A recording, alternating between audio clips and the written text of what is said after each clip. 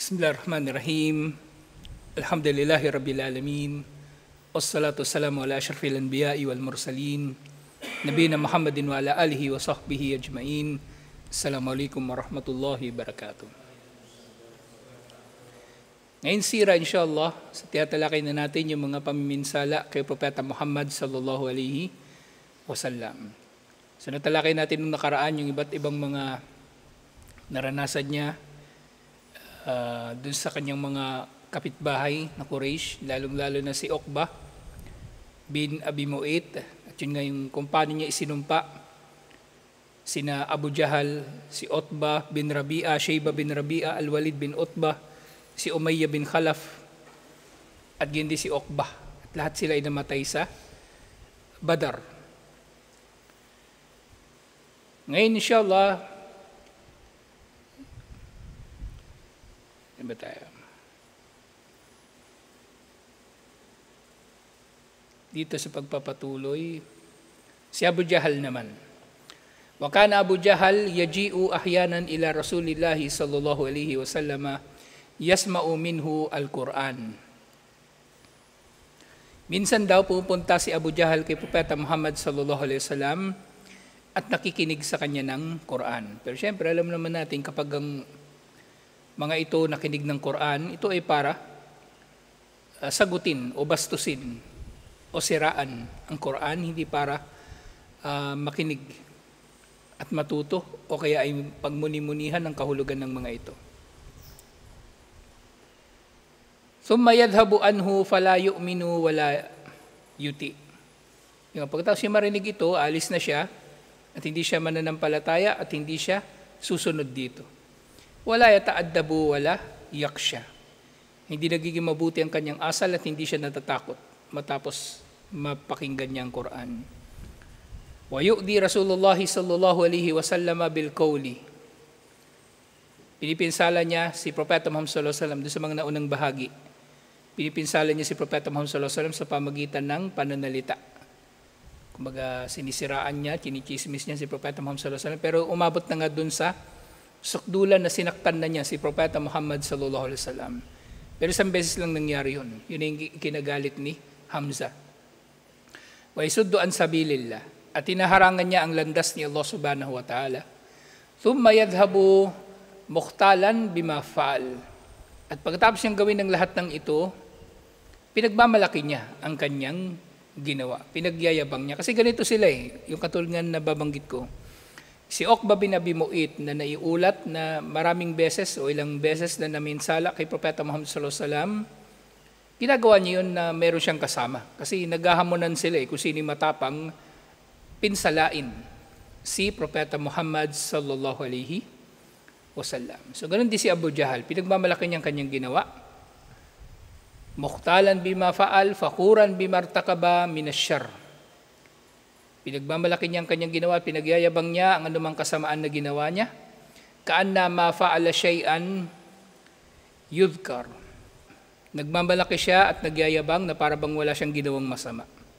At sinabi nga ni Allah tungkol kay Abu Jahal, fala saddaka wala salla, walakin kadhaba wa tawalla.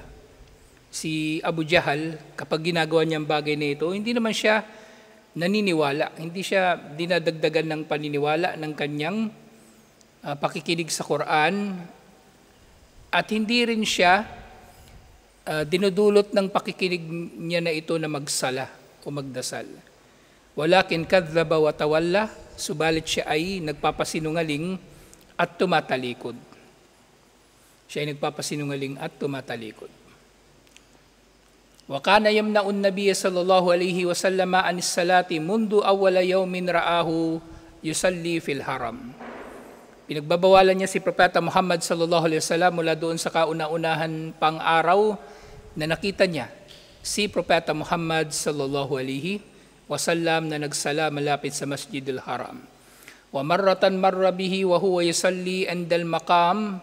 Minsan nadaanan niya si Propeta Muhammad sallallahu alaihi wasallam na nagsasala doon sa may Maqam Ibrahim.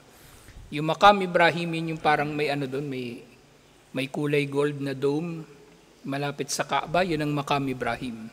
Nandun sa loob noon yung apakan ni Ibrahim alayhis salam habang itinatayo nila yung Kaaba. At meron doong bakas ng kanyang paa.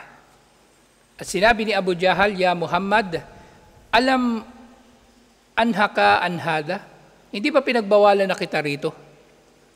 Sabi ni Abu Jahal, "Di ba pinagbawalan na kitang magsala?" Wa tawa'adahu. Ayun nga, binabalaan niya si Propeta Muhammad sallallahu alaihi wasallam doon. Kumbaga, pinaalala niya na pinagbabawal kay Propeta Muhammad sallallahu alaihi wasallam ang bagay na yun. At yun nga, at pinagbabantaan siya laban dito. Fa'aglada lahu Rasulullah sallallahu alaihi wasallam wantaharahu. Pero si Propeta Muhammad sallallahu alaihi wasallam, siya ay nanindigan at nangatwiran din si Propeta Muhammad sallallahu alaihi wasallam. Kaya nga sinasabi ko, si Propeta Muhammad sallallahu alaihi wasallam, hindi rin siya nagpakamartir doon sa Makkah. Pinagtatanggol niya rin ang kanyang sarili. Pinagsasalitaan siya, hindi may sinasabi rin siya. Hindi yung lang siya, nakayuko. Kaya nga yung mga tao ngayon, meron silang meron silang baluktot na pag-unawa kung anong kabaitan. Para sa kanilang kabaitan, pag inaway ka, tatahimik ka lang. Kapag ginagago ka, hindi ka gaganti. O hindi mo ipagtatanggol ang iyong sarili. Kasi pag pinagtanggol mo sarili mo, ikaw nang masama. Hindi ganon. Kahit si Propeta Muhammad sallallahu alaihi wasallam, nangangatwiran siya sa kuffar ng Quraysh. Kahit kay Abu Jahal. Kahit kay Abu Jahal. So yun nga, naging tugon dito ni Abu Jahal. Hindi na binanggit dito kung eksakto yung sinabi ni Propeta Muhammad sallallahu alaihi wasallam. Pero sinabi ni Abu Jahal, "Ya Muhammad, bi ayyi shay'in tuhaddiduni?" Sa anong bagay mo ko pagbabantaan? Anong ipananakot mo sa akin? Kumbaga, sinasabi ni Abu Jahal, anong magagawa mo? Sige nga, kumbaga, inahamon niya si Propeta Muhammad sallallahu alaihi wasallam. Sige, magsasalita ka ng ganyan. Ano ngayon? Sa paanong bagay mo ko o sa anong bagay mo ko tatakutin o hahamunin? So, yun nga, amma wallah, inni la aktharu hadal wadi nadiyan. Sabi ni Abu Jahal, sumpa kay Allah, kumbaga sinasabi niya, wala kang magagawa Muhammad. Sumpa kay Allah, ako ang merong pinakamaraming tauhan, pinakamaraming kasama, pinakamaraming sundalo, kumbaga, sa lambak na ito. Pinagmamalaki yun ni Abu Jahal. At hindi nga, kumbaga, hindi malayo itong sinasabi ni Abu Jahal. Kasi gangster sila sa totoo lang. Ganito ko sila nauunawaan. Yung mga gangster, meron silang mga sundalo. Yung mga tauhan nila, tinatrato nila na parang mga sundalo. At yung mga sundalo na yun, nakakakita rin sila ng karangalan doon sa kanilang pagiging sundalo ng mga sindikato.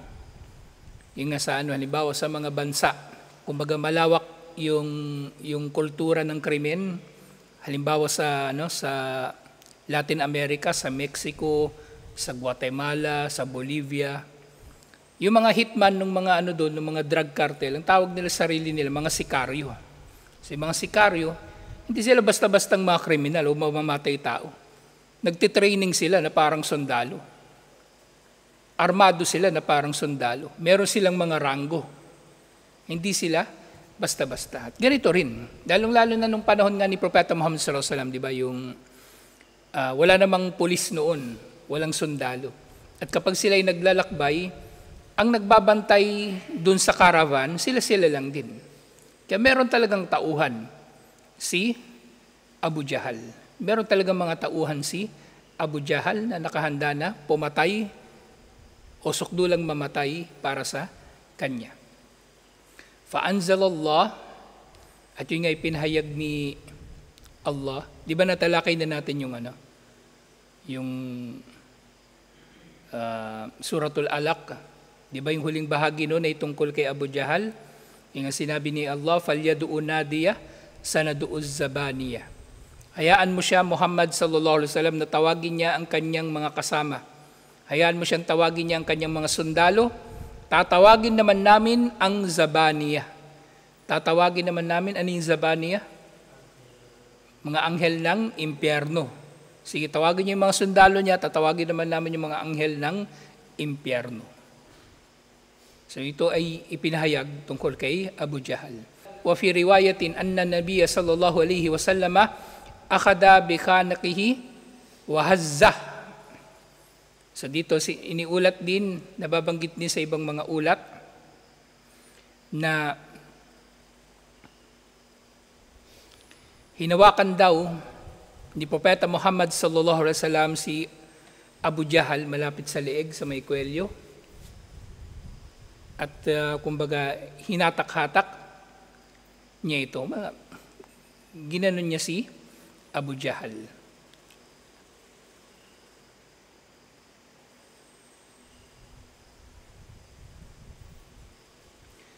Habang sinasabi niya, awla laka fa'awla thumma awla laka fa'awla. So dunuli sa Suratul Qiyamah, habang hawak ni Propeta Muhammad sallallahu alaihi wasallam yung kwelyo ni Abu Jahal, sasabi ni Propeta Muhammad sallallahu alaihi wasallam, binasa niya yung aya na yun. Yung kaninang aya, fala saddaka wala salla walakin kadzdzaba wa tawalla. Hindi siya nagpatotoo, hindi siya naniwala at hindi siya nagsala. Si Abu Jahal. Walakin kadzdzaba wa tawalla. Subalit siya ay nagpasinungaling at tumalikod. Thumma dhahaba ila ahlihi yatamatta. At siya ay bumabalik sa kanyang pamilya na nagmamalaki o kanyang mga kasama na nagmamalaki. Pinagmamalaki niya yung ginagawa niya kay Propeta Muhammad sallallahu alaihi wasallam. Awla laka fa awla. Awla, kumbaga mas karapat dapat sa iyo. Yung pala yung mas magandang translation. Mas karapat dapat sa iyo. At yung tinutukoy na mas karapat dapat sa iyo, hindi priority. Pero anyway, same na na konteksto. Kumbaga, mas karapat dapat sa iyo. Yun yung mas magandang translation. Mas karapat dapat sa iyo at mas karapat dapat nga sa iyo.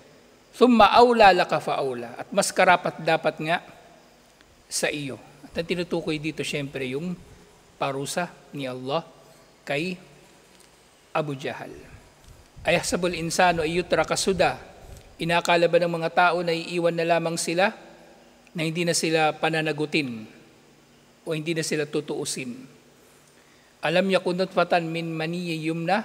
Hindi ba siya nilikha mula sa nutfa na kumbaga dumaloy? Yung nutfa, ito na yung magkahalo na sperm cell tsaka egg cell, na mula doon nilikha ang tao. Mula sa bagay na walang kwenta, pero ang tao, nang siya ay naging tao, ay nagmamalaki.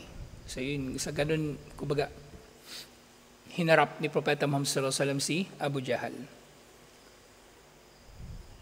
Pero yun nga, tumagon si Abu Jahal, atwadni ya Muhammad, tinatakot mo ba ako, Muhammad? Hinahamon mo ba ako? Wallahi, la tastati'u anta wala rabbuka syai'an. Subhanallah.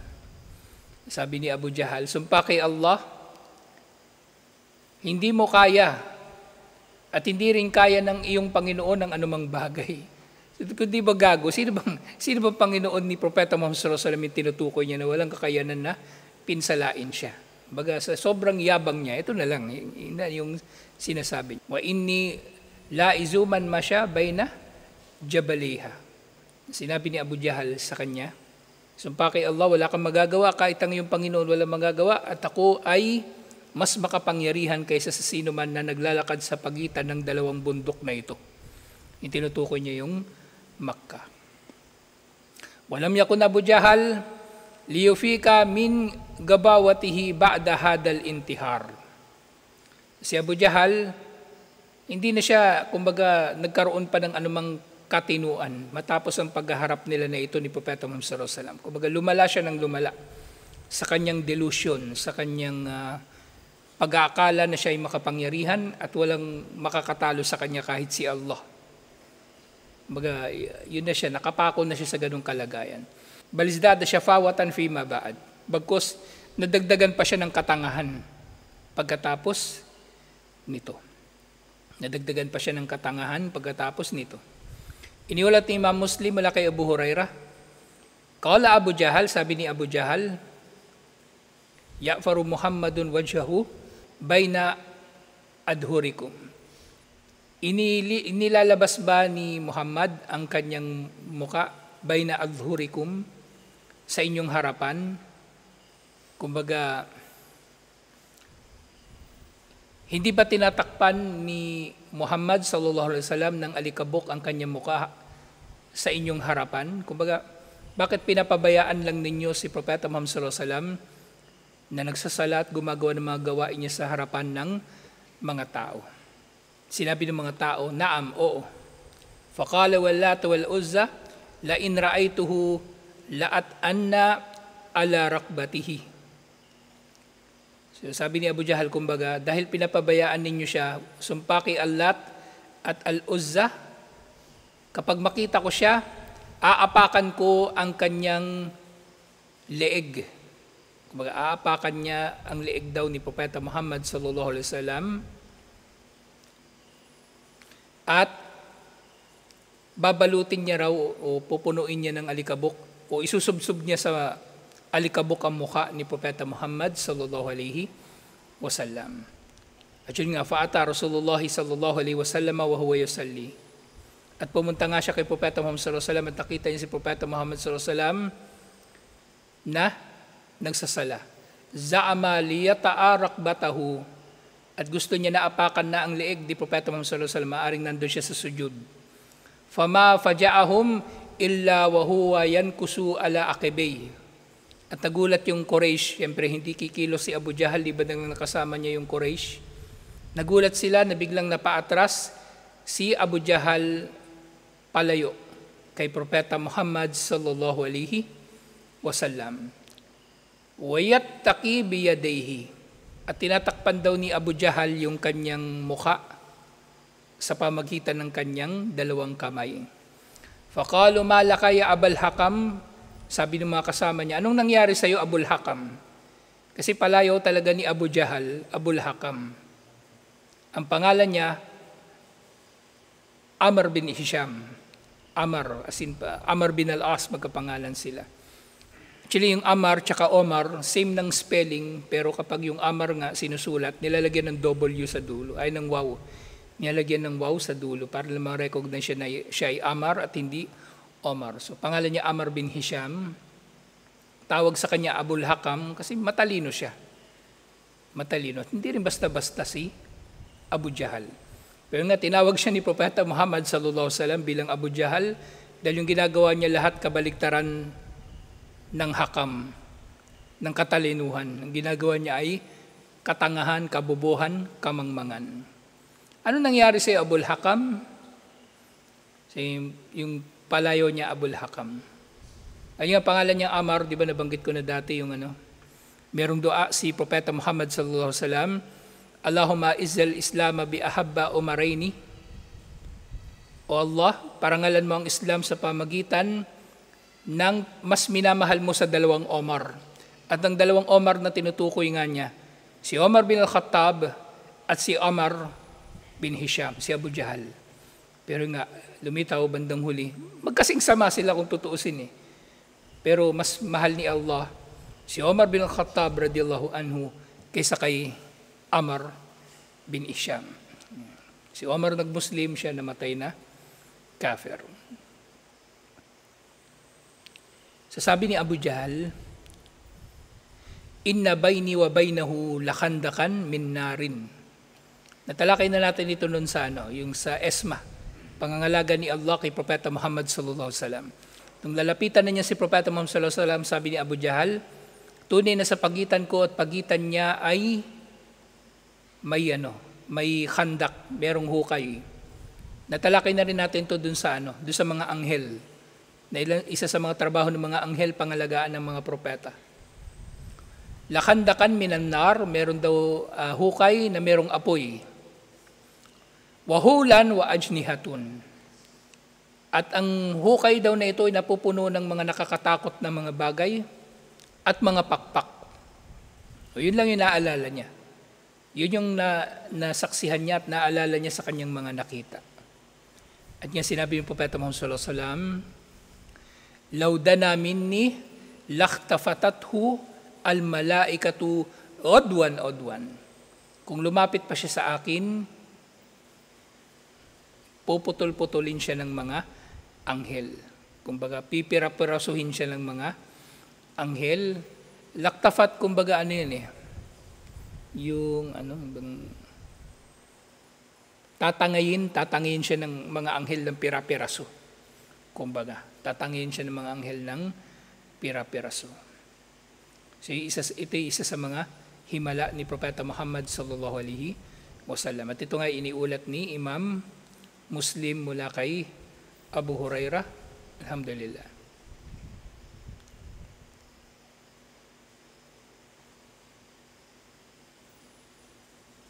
Sa sumunod, hadihi suratun musaggaratun jiddan lima kana yatalakahu Rasulullah sallallahu alaihi wasallam wal muslimuna min ad-dulmi wal khasaf wal jur ala aidi tugatul musyrikin. So ilan lamang daw ito sa mga tagpo ng pinagdaanan ni Propeta Muhammad sallallahu alaihi wasallam at ng kanyang mga kasama. Ilan lang ito sa mga tagpo ng kawalang katarungan, pang-aapi at pamiminsala ng mga hindi mananampalataya doon sa Makkah. Alladina kanu yaz'amuna annahum ahlullahi wa sukkanu haramihi. So sinasaktan daw sila ng mga tao na nag-aangkin na sila ay mga tao ni Allah. Kumbaga, malalapit kay Allah at mga nakatira sa kanyang haram, sa kanyang banal na bahay sa Kaaba. So, kumbaga, nakakadagdag pa ito sa kayabangan ng Quraysh na inakala nila na sila ay malapit kay Allah. Parang mga Hudyo. Ang mga Hudyo, ang nagpapalala sa kanilang kasamaan, yung pag-aakala nila na sila ay banal at sila ay, kumbaga, kinalulugdan ni Allah sa kanilang mga ginagawa. At nga, wakana min muqtadiyati hadihi ad-duruf al-muta'azzima an yaktara Rasulullah sallallahu alaihi wasallam mawqifan jaziman yunkidu bihil muslimina amma dahamahum minal bala. So dahil dito, napilitan si Propeta Muhammad sallallahu alaihi wasallam kumbaga na mag-isip kung ano yung pwede niyang gawin upang mailigtas ang mga Muslim sa mga pang-aapi sa kanila ng Quraysh. Wa yukhaffifu wa ta'athu bikadril mustata. At kung hindi man niya sila maililigtas ay mapahupa ang dinadanas nilang pang-aapi sa Quraysh sa abot ng kanyang makakaya. Waqad ittakhadha Rasulullah sallallahu alaihi wasallam khutwatain hakimatain kana lahuma atarahuma fi tasyirid da'wati wa tahqiqil hadaf. So nagkaroon daw si Propeta Muhammad sallallahu alaihi wasallam ng dalawang plano. Na ang dalawa na ito, actually pareho naman itong ipinatupad. Dalawang plano na sa pamagitan nito ay magpapatuloy ang da'wa at matutupad ang kanyang mga layunin sa kanyang da'wa, insyaAllah. Una, ikhtiyaru Darul Arkam bin Abil Arkam al-Makhzumi markazan li da'wati wa muqirran lit-tarbiyah. Pinili nila ang bahay ni Al-Arkam bin Abil Arkam al-Makhzumi. So itong si Abul Arkam, kamag-anak ito ni na Abu Jahal. Pero sekreto siyang Muslim at ang kanyang bahay, medyo malaki kasi yung bahay niya. Mayaman din ito si Abul Arkam. Ito ang naging kauna-unahang Islamic Center sa kasaysayan ng mga Muslim. At hindi lang ito Islamic Center. Bahay-ampunan, tambayan, at kung ano-ano pang mga pakinabang ang pinakinabangan ng mga Muslim mula sa kanyang tahanan, alhamdulillah. At syempre, pangalawa, amar al-muslimina bil-hijrati ila al-Habasha.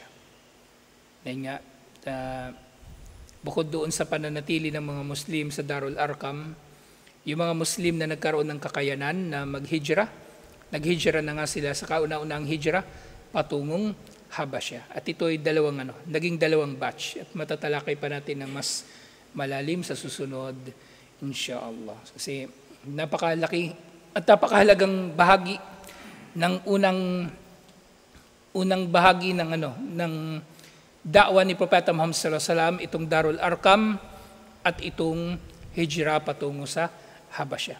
Darul Arkam kasi modelo ito para sa atin ng isang Islamic Center na nangangalaga sa kapakanan ng mga Muslim. Hindi yung Islamic Center na peke, Islamic Center na negosyo, Islamic Center na itinayo para pagharian ng mga tao.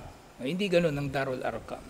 Siyempre, ang hijrah ng mga Muslim, totoong hijrah, alang-alang kay Allah. Hindi yung yun, parang ngayon, may mga community sa Banalaan iniwan nila doon yung mga pamilya nilang ayaw nilang alagaan. Magulang nila na ayaw nila alagaan, anak nila na ayaw nila alagaan, pamilya na ayaw nilang alagaan. Parang ginawa nila tapunan ng mga taong ayaw nila ang mga Muslim community. Kaya nakaka-bad trip yung mga ganong pangyayari. At hindi sana hindi dapat kumalat yung mga ganitong pangyayari. Dapat yung sawatahin, hindi yun kinukonsinti. So ito, totoong Islamic Center, pag-aaralan natin, inshallah. At totoong hijrah, pag-aaralan din natin, inshallah. Sa tutuloy natin, inshallah. Assalamualaikum warahmatullahi wabarakatuh.